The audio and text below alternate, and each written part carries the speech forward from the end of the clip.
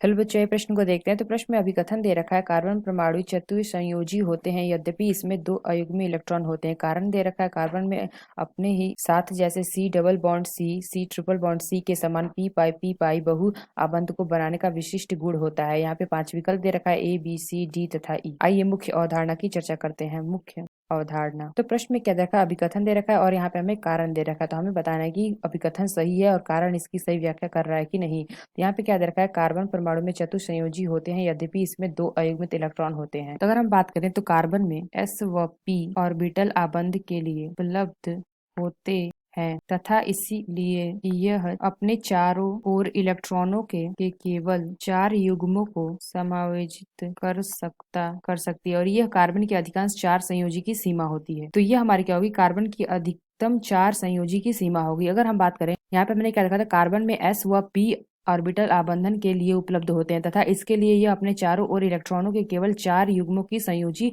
कर सकते हैं, यानी कि समायोजित कर सकता है। तो अगर हम कार्बन की बात करें सामान्य अवस्था में, जब हमारा कार्बन सामान्य अवस्था में हो, सामान्य अवस्था में, तो ये हमारा क्या हो जाएगा, यहाँ पे हमारे क्या हो जाएंगे, ये हमारा हो जाएगा 1s, ये हमारा हो जाएगा 2s और ये हमारा हो जाएगा 2p। तो यहाँ पे अगर इलेक्ट्रॉन भरेंगे तो एक इलेक्ट्रॉन। तो यहाँ पे हमने क्या देखा था, यहाँ पे हमें दो अयुग्मित इलेक्ट्रॉन होते हैं। तो यहाँ पे हमें क्या देखा था, कार्बन परमाणु चतु संयोजी होते हैं। तो यहाँ पे हमने क्या देखा था, ये हमारे चतु संयोजी होते हैं, यानी कि चारों ओर इलेक्ट्रॉन केवल 4 संयोग में संयोजित कर सकता है। ये हमारे क्या होते हैं, कार्बन हमारा परमाणु चतु संयोजी होता है यद्यपि इसमें क्या होते हैं, दो अयुग्मित इलेक्ट्रॉन होते हैं। तो यहाँ पे हमने क्या देखा था, इसमें दो अयुग्मित इलेक्ट्रॉन, यानी कि जो मैं अभिकथन दे रखा है ये हमारा क्या सत्य है, यानी कि ट्रू है।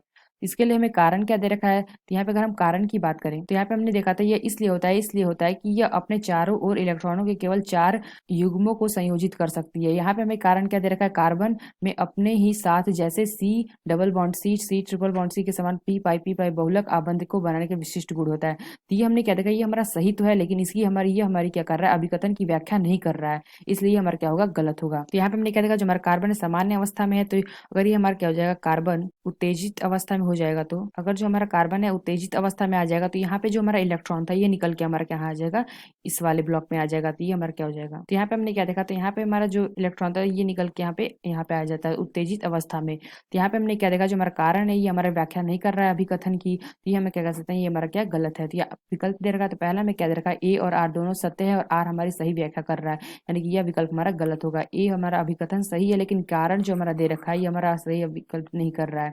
ये हमारा सत्य तो है लेकिन यह व्याख्या नहीं कर रहा है, यानी कि जो बी विकल्प है ए और आर दोनों सत्य है। तो यहाँ पे हमने क्या देखा, जो हमारा ए और आर है दोनों सत्य है लेकिन हमारा आर ए की व्याख्या नहीं कर रहा है, तो यानी वह विकल्प हमारा सही होगा, ऑप्शन बी विकल्प हमारा सही होगा। कार्बन में अपने ही साथ जैसे C double bond C triple bond C के समान पी बाई बहु अबंध बनाने की विशिष्ट गुण होता है, लेकिन ये हमारा क्या होता है, इसकी वजह से ये हमारे दो अयुग्मित इलेक्ट्रॉन नहीं होते हैं। ये हमारा कारण का सही व्याख्या नहीं कर रहा है, यानी जो सही विकल्प है ऑप्शन बी होगा कि ए और आर दोनों हमारे सत्य हैं लेकिन आर हमारी ए की सही व्याख्या नहीं कर रहा है। तो आशा करते हैं आपको समझ में आया होगा। धन्यवाद।